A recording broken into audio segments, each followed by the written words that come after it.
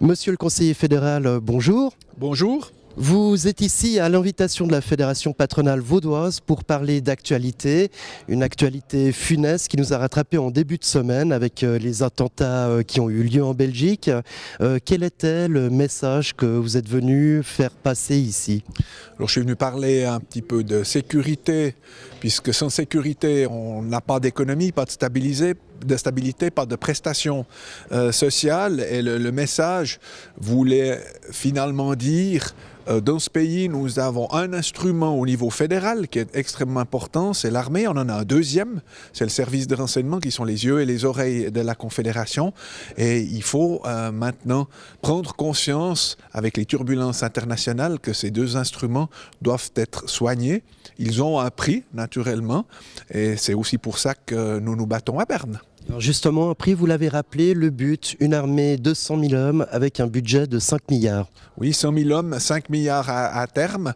C'est la réforme de l'armée qu'on connaît sous son acronyme DEVA, Développement futur de l'armée. Les chambres viennent de mettre le projet sous toit. Ça va nous servir de base, de socle, de fondation, devrais-je dire, pour la future politique de sécurité. L'armée sera mieux équipée, plus rapidement mobilisable. C'est nouveau, c'est quelque chose de totalement nouveau depuis de nombreuses années, naturellement décentralisé et mieux formé aussi. Et je crois que c'est ce qu'on attend au niveau de la sécurité, d'avoir quelque chose d'extrêmement performant. Une armée qui a aussi un rôle citoyen, vous l'avez rappelé, avec les flux migratoires et sa possible peut-être mobilisation à la frontière sud. Je crois que ce qu'il faut rappeler clairement, c'est que l'armée, elle est toujours engagée à titre subsidiaire. C'est pas l'armée qui va aller aux frontières comme ça de son plein gré.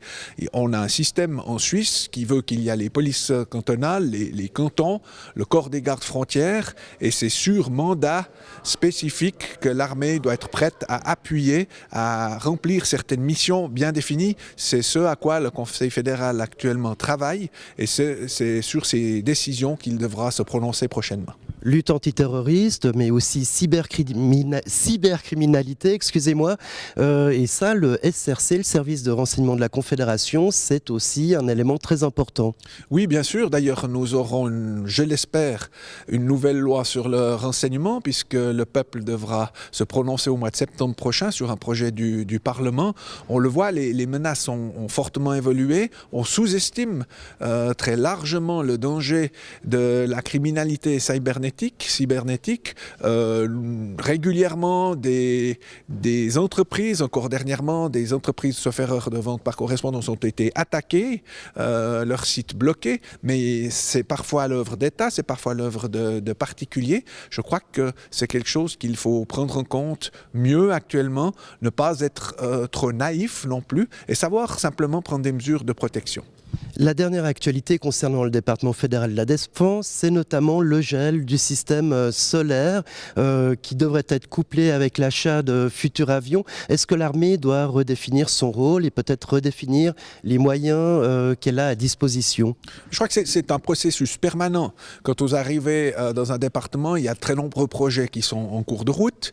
Nous devons naturellement les analyser, les optimiser. Nous avons ce qu'on appelle les programmes d'armement, les programmes aussi immobiliers, nous avons des concepts. On doit aussi tenir compte de la situation financière de la Confédération, faire en sorte que chaque franc soit utilisé à bon escient. Et c'est dans ce contexte-là, avec naturellement, comme vous l'avez fort bien dit, la mise sur pied d'un groupe d'accompagnement pour l'éventuelle future acquisition d'un nouvel avion de combat, qu'il faut comprendre la décision de suspension. Il est important d'avoir une vue globale et de se prononcer sur un concept avec une base solide.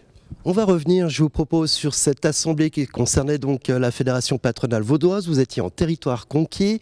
Est-ce que vous êtes aussi venu dire que dorénavant, ces patrons vaudois ont un relais à Berne?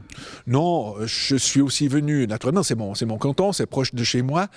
Égoïstement, j'avais prévu je m'étais dit je pourrais passer la nuit à domicile à Bursin. Malheureusement, des contingences m'obligent à rentrer à Berne ce soir. Mais je suis aussi venu délivrer un message parce que j'ai été longtemps membre de l'association du centre patronal. Et comme c'était une possibilité cet après-midi de le faire, c'est très volontiers que je l'ai fait. Et comme l'a rappelé le conseiller d'État Philippe Lebas, cette région est particulièrement dynamique et particulièrement suivie depuis Berne.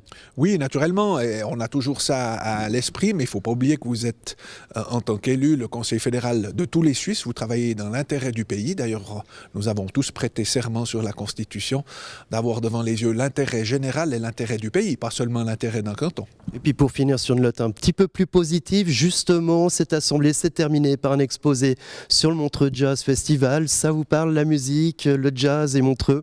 Oui, naturellement, c'est quelque chose d'assez exceptionnel de voir ces artistes, surtout de voir la manière dont c'était filmé au tout début, et puis l'arrivée, comme c'était rappelé par M. Jaton, de la haute définition.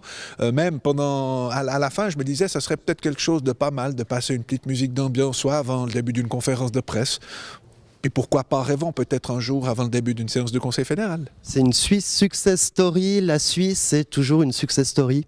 Alors Montreux, comme d'autres, ça a été rappelé, ça a débuté sous la forme d'une idée, et puis après la personne avait un sens de l'entreprise particulièrement développé et phénoménal. Il faut aussi avoir un peu de chance, ça a été rappelé aussi, un peu de flair, et je crois que entre le départ de cette aventure et la grande machine qu'est le Festival de Montreux aujourd'hui, fort bien géré par ailleurs, ça nous montre que quelqu'un qui a de bonnes idées, s'il est audacieux, peut faire fructifier son idée et arriver à des résultats parfois renversants. Monsieur le conseiller fédéral, merci beaucoup d'avoir accordé cet entretien à New Région Télévision. Je vous en prie, merci, bonne fin de journée.